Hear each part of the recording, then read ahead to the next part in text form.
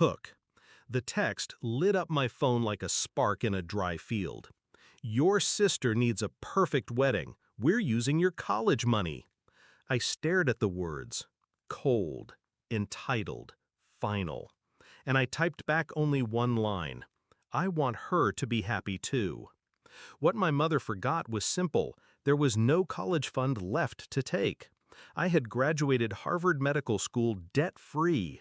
My software patents had paid for everything. So when the venue called to confirm payment, the stage was already set. Growing up, my sister was the golden one, the chosen one. Every scraped knee, every school recital, every whim, Mom bent the world around her. And me? I was the background noise. The smart one, they said, as though intellect was a consolation prize. My victories weren't celebrated. They were expected, then dismissed. When I got into Harvard, my mother didn't even clap. Don't get cocky, she said. That fund isn't bottomless. But I made sure it was. My code, lines written in a dark dorm room between anatomy exams, caught fire in Silicon Valley. A patent here, another there, quiet checks that grew into freedom. I never told them. They didn't deserve to know. The betrayal wasn't in the text itself.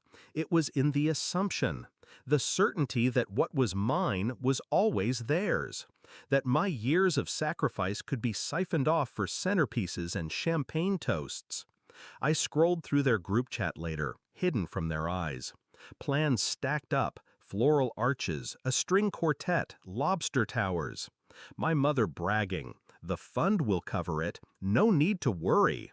They didn't even ask. They didn't think they needed to. That was when the cold clarity settled in. They thought I was still a child clutching at their approval. They had no idea who I had become. I didn't rage. Rage leaves fingerprints. I planned. I called the venue myself. Calm, professional, like the surgeon I'd trained to be. Yes, I'm the one associated with the family's account, I said. I'd like to make some adjustments. The manager hesitated. I could hear the clicking of her keyboard. Of course, what adjustments? Payment structure, I replied. No charges until full verification of the funding source. I'll provide documentation.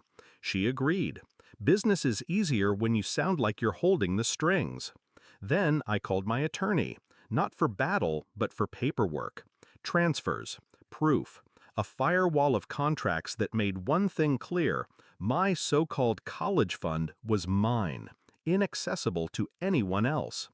I waited, silent, watching. 2 weeks before the wedding, my sister called, chirping in my ear. "The venue's perfect. It'll be the most beautiful day of my life." I murmured agreement, let her spin her fantasies. I almost pitied her. Almost. Then the cracks began. The venue emailed my mother, politely asking for confirmation of funds. No transfer came. They asked again. Silence. 3 days before the wedding, the manager called me directly. "Dr. Carter, we still don't have payment. Your mother insists the money is secured, but—" "Cancel the reservation," I said. My voice didn't waver. "They don't have authority. The account isn't theirs." A beat of silence on the line. Then, understood. One signature, one phone call. That was all it took. The explosion came the next morning. My mother stormed into my apartment, my sister trailing behind her in tears. "How could you do this?" she spat. "Your sister's wedding, ruined!" I let her scream. I let the venom pour out until her voice cracked. Then I stood, calm, controlled. "You tried to steal from me," I said softly. "Again!" "It was for family," she snapped. "No," I said. "It was for her. Just like everything has always been. You've taken from me since I was a child. My car, my time, my silence, but not this." My sister broke then, sobbing, begging me to reconsider. "Please, it's my wedding." "You should have asked," I said. "You should have respected what wasn't yours." Her tears didn't move me. I'd wept alone too many times to be swayed now. They scrambled.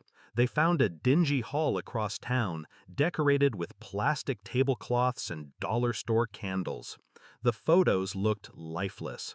The perfect day my mother promised had crumbled into mediocrity. And I attended a conference in Geneva that week.